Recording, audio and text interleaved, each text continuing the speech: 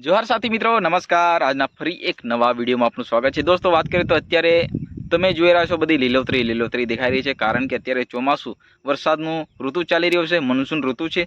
તો મિત્રો, હું એક વસ્તુ તમને જણાવવા માંગુ છું કે ભાઈ અત્યારે વરસાદનો સમય છે। વરસાદના સમયમાં તમે જોતા હોય કે ભાઈ મોટી મોટી જે નદીઓ, ખાડીઓ વધુ વરસાદના કારણે બધી નદીઓ પણ છલકાઈને આવતી હોય છે।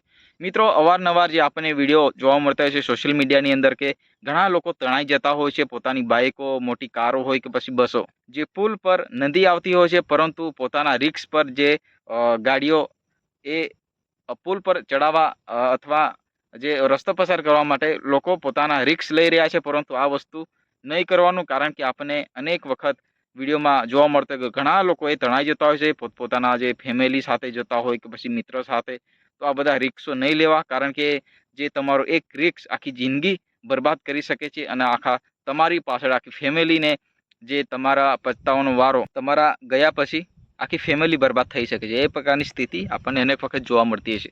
જી હા મિત્રો, જે રીતના આપણે અનેક વખત વિડીયો જોતા હોય છે, આપણને એક વિડીયો જોવા મળ્યો કે ગુજરાત એસટી બસ એટલે સરકારી બસ પણ જે નાળામાં ફસાઈ ગઈ છે। તમે વિડીયોમાં જોઈ શકો ભાઈ, આ વિડીયોમાં તમને સાફ સાફ દેખાઈ રહ્યું છે કે ભાઈ સરકારી બસ એ પણ ડ્રાઈવર પોતાની રિક્સ પર લઈ જઈ રહ્યો હતો પોતાની આખી સવારી, પરંતુ આખા સવારી અંદર બેઠેલા તમામ જે બસમાં બેઠેલા મુસાફરો બસની અંદર ફસાઈ ગયા।